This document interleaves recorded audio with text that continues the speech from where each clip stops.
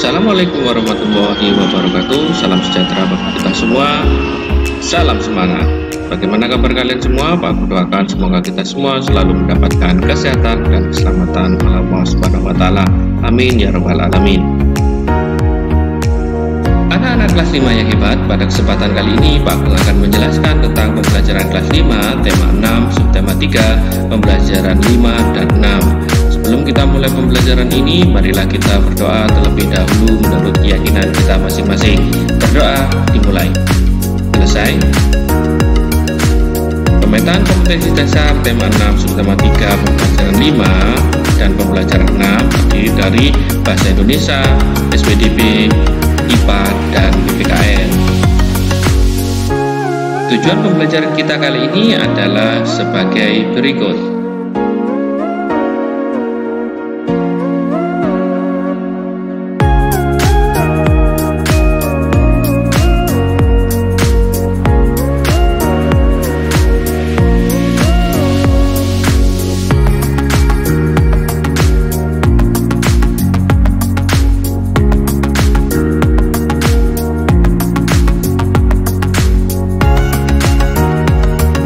Baik anak-anak, apakah kalian sudah siap untuk menerima materi hari ini dari Pak Agung? Jika kalian sudah siap, mari anak-anak kalian perhatikan pembelajaran ini dari awal sampai akhir, karena di akhir pembelajaran nanti ada tugas-tugas yang harus kalian kerjakan. Selamat menyaksikan.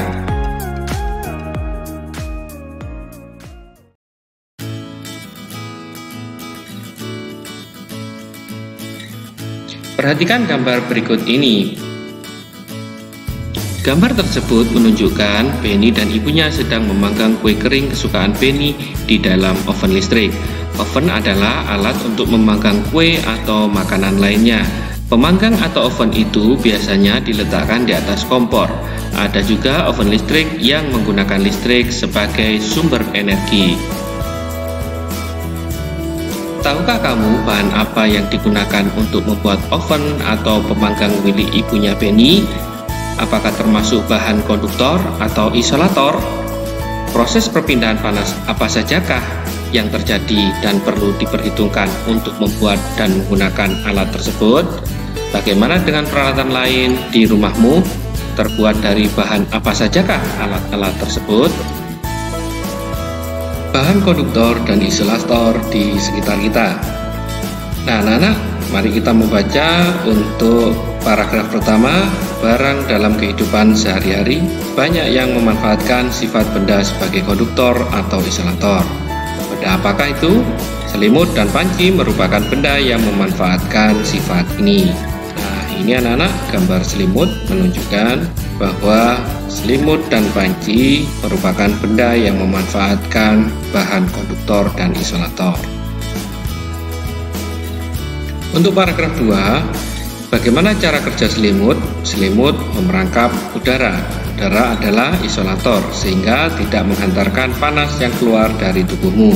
Dengan demikian, badanmu tetap terasa hangat. Jaket dan sarung tangan wol memiliki cara kerja yang sama, yaitu dengan menangkap udara agar badan tetap hangat dan tidak kedinginan. Sekarang paragraf 3. Bagaimana dengan panci yang biasa digunakan di dapur? Panci terbuat dari bahan logam, misalnya aluminium. Aluminium merupakan penghantar panas yang baik. Panci akan menghantarkan panas ke makanan yang dimasak. Ada bagian pada panci yang justru berfungsi sebagai isolator. Pegangan panci terbuat dari plastik.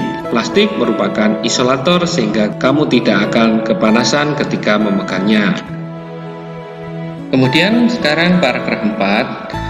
Oven atau pemanggang juga menggunakan prinsip perpindahan panas secara konduksi. Dengan menggunakan bahan konduktor seperti aluminium, diharapkan panas dari sumber panas seperti kompor tidak keluar, sehingga panas tersebut dapat mematangkan kue atau masakan yang dipanggang. Pemanggang biasanya berbentuk kotak dan tertutup. Bentuk yang tertutup ini ingin memaksimalkan panas untuk mematangkan makanan secara merata. Berikutnya paragraf kelima. Mesin mobil dan motor terbuat dari bahan yang dapat menghantarkan panas. Mesin memerlukan panas untuk memperoleh kinerja mesin yang ideal. Mesin juga memerlukan energi listrik sehingga perlu bahan konduktor sebagai penghantar listrik. Paragraf 6. Kamu tentu memiliki setrika di rumahmu. Dahulu ketika listrik belum banyak digunakan, masyarakat menggunakan bahan arang sebagai sumber panas. Arang hitam dibakar terlebih dahulu. Setelah menjadi bara, baru kemudian dimasukkan ke dalam setrika. Setrika ditutup dengan pegangan yang terbuat dari kayu. Nah, ini anak-anak yang ditunjuk pegangannya dari kayu, bahannya yaitu isolator. Biasanya setrika arang ini terbuat dari tembaga yang berat, berbeda dengan setrika listrik yang digunakan saat ini. Nah, ini bahan yang ditunjuk panah menunjukkan bahan dari tembaga yang berat yang terbuat dari bahan konduktor. Tetap untuk paragraf ke-6, sumber panas berasal dari aliran listrik yang memanaskan kumparan di bagian bawah setrika. Agar panasnya sampai dari kabel listrik ke pakaian, maka pada alas atau bagian bawah setrika dibuat dari bahan logam. Sedangkan bagian pegangan setrika terbuat dari plastik yang bersifat isolator.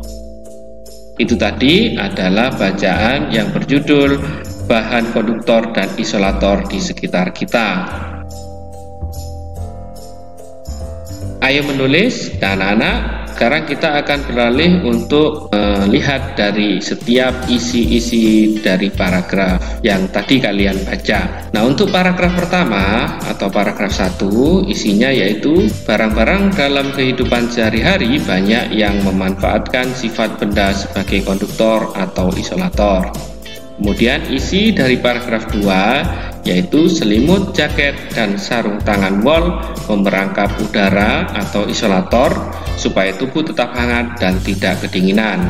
Kemudian untuk isi dari paragraf ketiga yaitu bahan logam merupakan penghantar panas yang baik, sedangkan plastik merupakan isolator. Sedangkan untuk isi dari paragraf 4 yaitu prinsip perpindahan panas secara konduksi juga dipakai pada oven atau pemanggang. Kemudian isi dari paragraf kelima yaitu mesin kendaraan roda 4 dan motor terbuat dari materi konduktor. Isi dari paragraf 6 yaitu bara arang dan listrik merupakan sumber energi panas. Itu tadi adalah isi-isi dari setiap paragraf. Gambar cerita. Gambar cerita adalah gambar yang menunjukkan kegiatan orang-orang atau binatang-binatang dalam suatu peristiwa. Gambar cerita dapat ditemui pada buku-buku cerita, terutama untuk anak-anak, untuk menceritakan sebuah peristiwa, baik peristiwa yang benar-benar terjadi atau cerita imajinasi. Bagaimana gambar cerita dibuat? Teknik untuk membuat gambar cerita itu terdiri dari dua, yaitu teknik kering dan teknik basah. Apa itu teknik kering dan apa itu teknik basah? Mari anak-anak perhatikan penjelasan berikut. Teknik kering. Teknik kering itu bahannya adalah pensil, kemudian krayon, spidol, dan kapur. Nah, ini adalah bahan-bahan untuk pembuatan teknik kering. Pensil. Perhatikan di sini gambar yang dihasilkan oleh pensil. Pensil yang digunakan dalam menggambar cerita biasanya adalah pensil ukuran 2B sampai 6B yang dihasilkan dari gambar cerita dengan teknik kering dengan menggunakan pensil. Bentuknya seperti ini anak-anak ya. Jadi judulnya yaitu bencana gunung meletus. Terlihat seperti arsirat. Jadi di sini menunjukkan ada tebal dan tipis untuk melukisnya. Kemudian yang kedua yaitu bahan dari krayon. Bahan dari krayon seperti kalian lihat di sini hasilnya, judul gambarnya yaitu kepahlawanan. Jadi sangat beraneka ragam warnanya dihasilkan. Krayon merupakan campuran antara lilin dan bahan pewarna yang aman untuk anak-anak. Krayon digunakan untuk menggambar cerita yang memerlukan variasi warna. Sekarang spidol anak-anak. Nah, ini hasil karya dari bahan teknik kering dengan menggunakan spidol. Judul gambarnya yaitu Bakso Tahu Jalan Suryani, Bandung, karya Arga Nugraha Maharani. Pulpen atau spidol juga digunakan untuk menggambar cerita dengan karakter yang tegas pada garis-garis. Berikutnya yaitu bahan teknik kering dari kapur. Nah, ini anak-anak yang dihasilkan dengan menggunakan teknik kapur. Jadi bagus ya. Ternyata menggunakan kapur itu hanya bersifat sementara dan mudah dihapus. Itu kekurangannya, jadi tidak permanen. Teknik basah. Teknik basah terdiri dari cat air, cat poster, dan tinta. Untuk lebih jelasnya, mari anak-anak perhatikan penjelasan berikut. Teknik basah dengan menggunakan cat air. Berikut adalah contoh gambar cerita yang dibuat dengan menggunakan teknik basah. Nah, ini bahan-bahan yang digunakan yaitu menggunakan cat air dan wadah dan juga sedikit air. Juga ada kuas, kemudian ada kertas. Ini adalah hasil karya dari Widianto, yaitu dengan menggunakan cat air untuk menggambar cerita. Berikutnya teknik basah dengan menggunakan cat poster. Nah, ini hasilnya anak-anak gambar cerita beberapa burung yang sedang berada di sarangnya. Kemudian ada tinta. Nah, ini hasilnya dengan menggunakan cat tinta.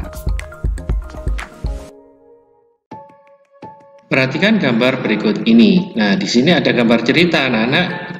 Gambar cerita tersebut menunjukkan Made, ayah dan ibunya sedang menonton televisi. Simak percakapan berikut ini.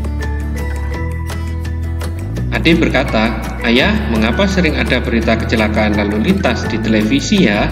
Kemudian ayah menjawab, "Kalau menurut berita, kecelakaan lalu lintas paling banyak disebabkan oleh para pengendara kendaraan yang tidak tertib lalu lintas, Made. Banyak pengendara yang melanggar lalu lintas di jalan raya. Akibatnya, terjadi kecelakaan yang memakan korban manusia dan kendaraan yang rusak." Nah, itu tadi adalah percakapan antara Made dan ayahnya. Perhatikan gambar berikut ini. Apakah pada gambar di samping menunjukkan masyarakat telah mentaati peraturan lalu lintas dan melaksanakan hak dan kewajibannya di jalan raya dengan penuh tanggung jawab? Ada sebagian yang belum melaksanakan tanggung jawabnya. Di manakah itu?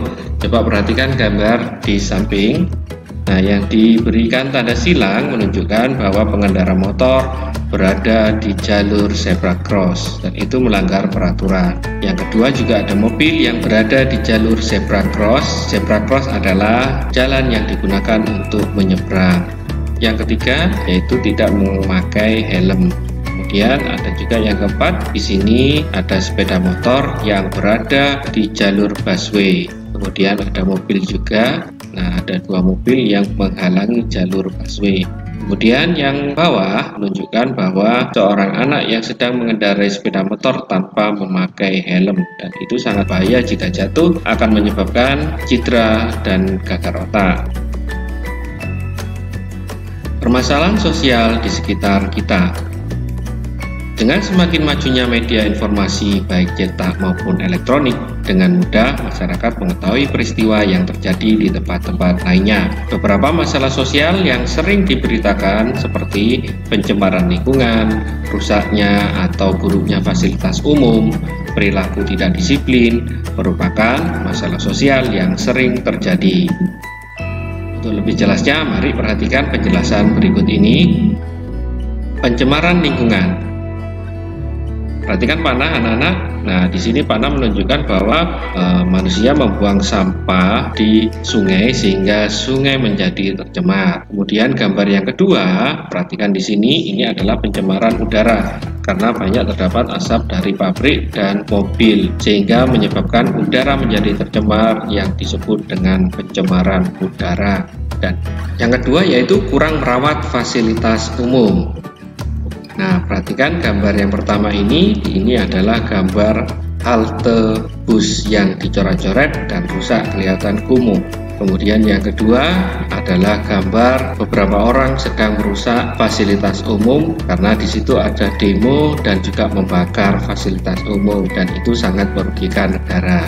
Seringkali masyarakat kurang memelihara fasilitas-fasilitas umum tersebut sehingga tidak terawat dan rusak. ketika fasilitas umum itu rusak, maka hak orang lain untuk menggunakannya akan terhambat. Dengan memelihara dan melaporkan kerusakan, masyarakat dapat menjaganya agar dapat digunakan. Yang ketiga yaitu tidak disiplin berlalu lintas di jalan raya. Nah, perhatikan gambar pertama ini, gambar cerita ini menunjukkan bahwa dua sepeda motor sedang bertabrakan dan sangat berbahaya sekali. Kemudian gambar yang kedua menunjukkan bahwa kemacetan lalu lintas yang terjadi di sekitar kita. Kecelakaan lalu lintas dan kemacetan merupakan salah satu akibat dari perilaku tidak disiplin. Contoh perilaku tidak disiplin berkendara antara lain: 1. Menjalankan kendaraan dengan melawan arus. 2. Mengendarai sepeda motor di tempat yang tidak semestinya, misalnya di trotoar atau jembatan penyeberangan. 3. Memarkir kendaraan di sembarang tempat. 4. Berhenti untuk menurunkan dan menaikkan penumpang di sembarang tempat. 5. Menyeberang jalan secara sembarangan, tidak menggunakan jembatan penyeberangan. Itu tadi adalah contoh perilaku tidak disiplin berkendara. Saat berada di jalan raya, setiap pengguna jalan memiliki hak dan kewajiban yang harus dilakukan secara bertanggung jawab agar tercipta ketertiban lalu lintas. Tanggung jawab merupakan bagian dari kewajiban dan dilaksanakan tanpa perintah atau paksaan dari orang lain. Seseorang yang melaksanakan tugas dengan tanggung jawab biasanya melakukan tanpa menunda-nunda tugas tersebut. Hal-hal yang menjadikan kita orang yang bertanggung jawab yaitu 1. Memahami tugas dan kewajiban kita sendiri. 2. Melaksanakan kewajiban dengan disiplin tanpa menunda-nunda waktu. 3. Mendahulukan kepentingan bersama di atas kepentingan sendiri. 4. Menghormati hak-hak orang lain. Itu tadi adalah hal-hal yang menjadikan kita orang yang bertanggung jawab. Nah, sekarang kita mengulang untuk gambar cerita, anak-anak. Nah, kemarin kita mempelajari bahwa gambar cerita mempunyai teknik kering dan teknik basah. Nah, teknik kering di sini ada juga, yaitu yang pertama teknik arsir. Teknik arsir dibuat dengan menorehkan pensil, spidol atau alat-alat lain berupa garis-garis berulang yang menimbulkan kesan gelap terang dan kesan adanya dimensi. Kemudian teknik blok, yaitu teknik blok adalah teknik menutup gambar dengan menggunakan satu warna sehingga menimbulkan kesan siluet atau blok. Itu tadi adalah teknik kering dalam gambar cerita. Sekarang teknik basah. Nah, teknik basah itu terdiri dari teknik sapuan basah. Biasanya memerlukan kuas untuk mengaplikasikan cat, baik cat air maupun cat poster. Teknik sapuan basah menggunakan bahan dengan campuran air di atas kertas. Nah, di sini ada teknik arsir, anak-anak, yaitu karya Indra yang berjudul Menanti Pembeli. Gambar ini menekankan pada pencahayaan di mana garis yang tipis menunjukkan bahwa itu adalah terkena cahaya. Kemudian di sini ada teknik blok, yaitu karya Umar Fark yang berjudul Peperangan. Nah, di sini adalah teknik blok yang menimbulkan siluet pada gambar cerita tersebut. Berikutnya yaitu teknik sapuan cat air, yaitu karya Vivan Witoro yang berjudul Hiruk Pikuk Pagi di Danau Ranukumolo, Gunung Semeru. Di sini menggunakan cat air, anak-anak. Ya, ada goresan yang menggunakan cat air yang berwarna-warni sehingga terkesan sangat indah. Sebuah gambar cerita harus memiliki gagasan atau tema yang jelas sesuai dengan cerita. Perhatikan gambar cerita di bawah ini. Gambar tersebut merupakan penggalan cerita dari kisah Malin Kundang, cerita rakyat dari Sumatera Barat. Dapatkah kamu menceritakan kisah berdasarkan gambar tersebut? Nah, ini adalah gambar penggalan cerita dari kisah Malin Kundang. Nah, di sini menunjukkan bahwa Malin Kundang durhaka terhadap ibunya, di mana ibunya menanti dia untuk datang bertahun-tahun lamanya. Ibunya selalu mendoakan supaya Malin Kundang menjadi orang yang kaya raya. Setelah Malin Kundang datang, kemudian ibunya menghampiri dan memanggil Malin Kundang, tetapi Malin Kundang tidak menghiraukan, malah mendorong ibunya sendiri dan tidak mau mengakui ibunya tersebut, sehingga ibunya mengutuk maling kundang menjadi sebuah batu. Tadi adalah penggalan cerita dari kisah maling kundang. Tugas kalian di rumah adalah jawablah pertanyaan-pertanyaan di bawah ini. Nah, kalian perhatikan pertanyaan berikut ini.